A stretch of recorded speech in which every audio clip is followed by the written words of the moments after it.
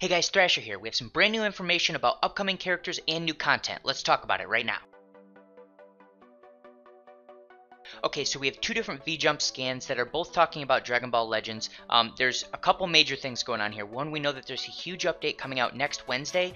Chances are it's probably related to the image you see right now, which is Super Saiyan Shallot. He's going to have the ability to transform into a Super Saiyan in combat. So we're not exactly sure what it's going to take for him to get to that point. A lot of people are saying that he's going to go into some special training that will class up his character in some way, and then once he's in combat, he can transform into Super Saiyan. Now what it says at the bottom of this scan here is once he transforms into a Super Saiyan, he's going to have a new special attack which you can give to him through the friendship system. So the friendship system will be implemented after this update. I'm assuming this will be part of the huge update, like I said, but we don't know that for certain. Now outside of that, pretty much everything else you see in there is talking about the friendship system, the ability to give him different special moves, the ability to change his appearance with different accessories and things of that nature. So that's pretty much the majority of what this sheet is talking about. Let's go look at the other sheet, which talks about Ultra Space Time 6. Okay, so as you can see in this scan, we're getting 3 new sparking characters for sure in Ultra Space Time 6, which based off the current summon banners that we have right now and based off the way the summon banners have moved, when they're ending,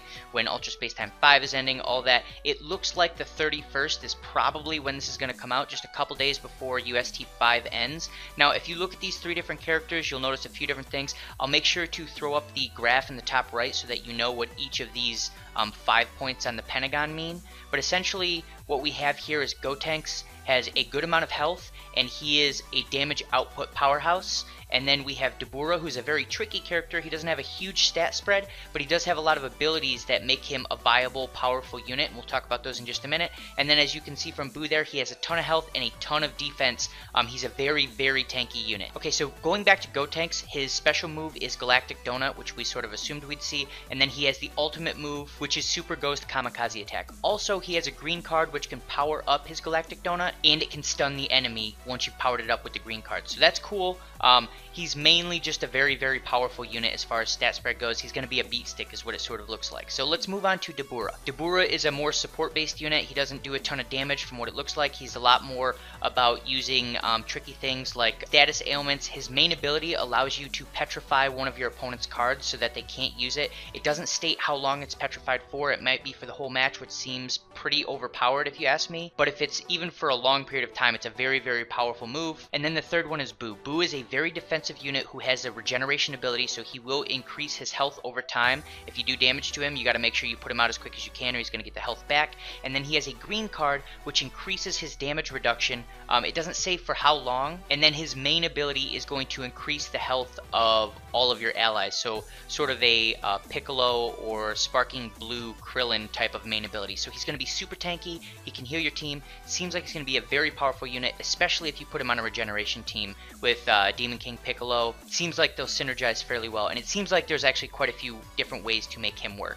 Outside of that, I just want to sort of point out how exactly these stat spreads work as you look at them.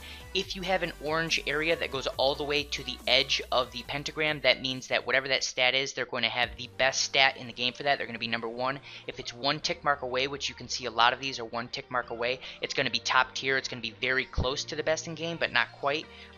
So as you can see here, Gotenks is 1 tick mark away in health, in strike damage, and in blast damage. So he is going to be an absolute beat stick monster. And then if you look at Buu, he is the other end of the spectrum. He is 1 tick mark away in health, 1 tick mark away in special defense or his defense stats, and then 1 tick mark away in his key regen. So he's going to be an absolute defense monster. And one more thing to note here is because this is probably going to come out on the 31st, we now have Gotenks in the game, which means that Fusion will officially be in the game whenever this happens. At that point, Gogeta could appear at pretty much any time. So in a previous video, I said it would make a lot of sense if Gogeta came out on the 7th on some separate banner.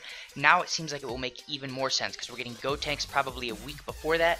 We'll get our, super hyped up Gogeta on his own banner by himself to get people to spend a lot of crystals.